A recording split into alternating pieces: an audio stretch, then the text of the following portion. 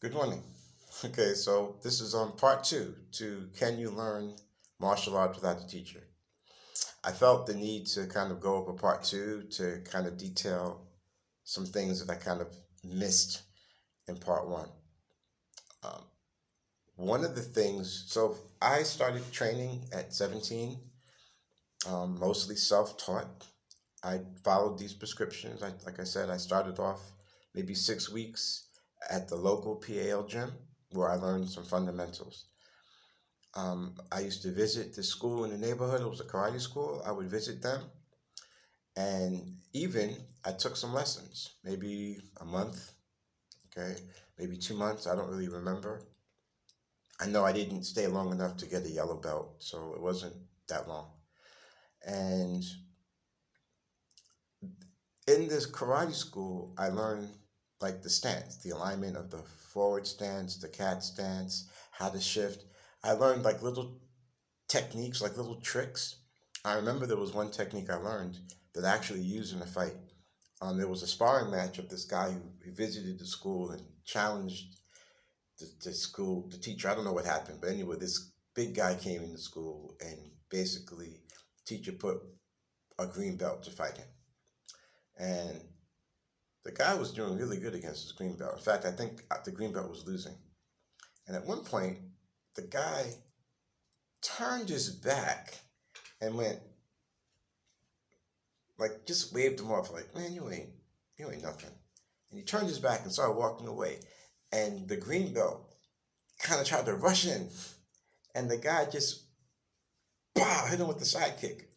Caught him right in the when I saw that move, I never forgot it. And I used that in a real fight on the street. I was fighting this guy.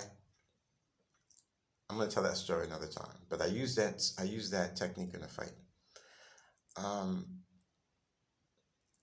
I also learned another technique that was very valuable. Stepping to the side and throwing a round kick. So, you're squaring off with your opponent and you jump to the side. And as you're jumping to the side, this foot throws a round kick. It's like a lateral type of a technique. Very, very effective, very fundamental. Um, I want to just tell some stories about the evidence that learning on your own is possible. When I first started to train on my own, within my first year of sparring, first fight I had, let's say after close to a year, I got my butt kicked. My sparring matches that happened in that first year, I was losing dismally. My brother was one of the guys I used to spar. He was an airborne. He was 12 years older than me, so I'm 17. He's 12 years older than me. He had just gotten out of the army. He was an airborne ranger. He had um, gotten to, I think, purple belt in this karate school in the neighborhood. And this karate school was fierce. So their purple belts were like black belts. And so he was beating me. There was a brown belt in the neighborhood.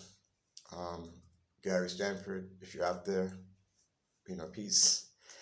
Um, and there was another guy named Jimmy. Rest in peace. He passed away. Um, these were my main sparring partners. So Jimmy was from this particular karate school. Gary Stanford was from this karate school, and my brother was from this karate school. And these were the guys I sparred the most. And it took me about 2 years before I was able to beat Jimmy. It took me 3 years to beat that brown belt, Gary Stanford. It took me 5 years to beat my brother. But all this time I'm training on my own. All this time I'm using just books. I'm doing the check-in process that we talked about and a lot of sparring. I had martial art friends that I would train with. Some of them outgrew me, and that's gonna happen. So that's gonna happen. They're gonna learn what you do because you're limited, right? You've got your tricks, but once people know your tricks, you need to have more tricks. So I think that's like the first reality lesson when you have somebody who's sparring with you on a regular basis. They get to know your timing. They get to know you. But that doesn't mean that it's not going to work in a real situation. It just means those guys have known you. So I wanted to talk about that today. I just wanted to kind of give some evidence of how I knew that sparring, training on your own work. Now, those were sparring situations. What about real life? Um, I had a couple of real encounters. So one of them happened when I was about 19 years old. I got jumped by three guys. I'm not going to get into the story. I will tell that story another time. But I got jumped by three guys, and one of them had a knife. And I survived that encounter. In fact, one guy tried to stab me in the kidneys, and I was able to block the knife to the point where the knife fell on the ground. But stupidly, I let him pick it up. I was like on some Bruce Lee move, like, oh yeah, pick up the knife because I can fight. That was dumb. But I survived. I didn't get cut. I didn't get stabbed. I didn't get any bruises. I did get a little mark on my face, like a little puffy eye, because the guy did this punch and caught me, but then I hit him back. We'll talk about that in the story. But I survived that encounter. There was another guy who fought me, and he was bigger than me, street guy, and I won that fight. And this is coming from a person who couldn't fight at all. And later on, I got jumped by three guys again. That fight I lost, but I didn't get damaged. Now I'm fighting three guys. And I lost because of a stupid mistake. And I want to talk about that another time too. But my mind was able to think in the situation. And I was able to protect myself. And I left that fight with not a mark on me, uninjured, against three guys. So you can learn how to fight without a teacher. I want to qualify this also that I think a bad teacher is worse than no teacher at all. And I think that in the beginning, you don't know what a good teacher is. So this is where you have to do your homework using surveys, asking around, seeing the pedigree of these teachers, visiting them. Maybe it's so hard. There's so many variables. So in no way am I saying that you don't need a teacher. In no way am I saying that training on your own is more effective than a teacher. Oh, I want to give another story. I entered this tournament. It was a kata tournament, like a forms tournament. And I entered the tournament and I won. I won this tournament against all these guys from all these schools. And then when they asked me what the name of the form was, I showed them the book that I learned the form in. And the three judges, they were all martial art instructors, they all looked at the book and they conferred, and they decided not to give me the trophy because they said I didn't have a school. And it is what it is. But I won that tournament. And I remember when we were waiting for the tournament to start, I began stretching. And I went through my whole stretching routine. And I used to stretch for about 2 hours at a time. But I did like maybe 40 minutes of stretching. And one of the teachers admonished his students, look at this guy over here. He's getting ready. He's preparing himself for what he's going to do. And what are you guys doing? Just sitting around talking. Stretch, work out, warm up. So that showed me something. Because I was training on my own, I didn't have the opportunity to half step. I was there for real. I was there to win. I was there to show what I can do and do it to the utmost of my ability because I know I have the disadvantage of not having a teacher. So I have to rely on my attributes. There's one other thing that I didn't talk about in that video, the first one. I watched a lot of Kung Fu movies. And no, I wasn't looking for the Kung Fu movies to see how to fight. I was looking at the Kung Fu movies to see how to move. Most of the actors in the Kung Fu movies that I used to focus on, I used to look at the Kung Fu movies that didn't have a lot of close-ups. Like you see how this camera is close up? I didn't want to see this. I wanted to see the whole body, the feet, the knees, the hips, the arms. I wanted to see the whole body moving because I needed to see how the body moved. And what I noticed is that the waist was what happened mostly in Kung Fu.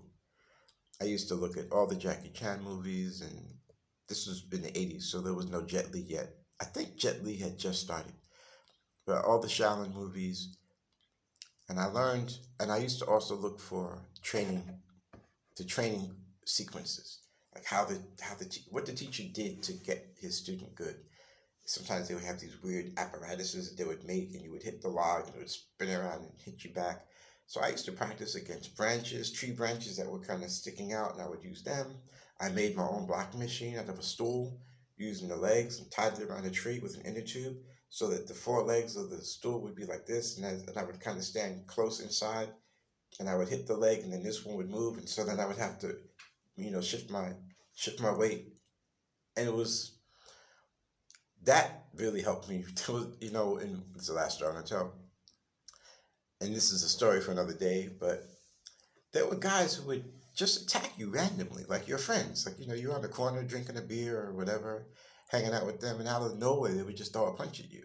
And I never got hit because of this block machine that I had made.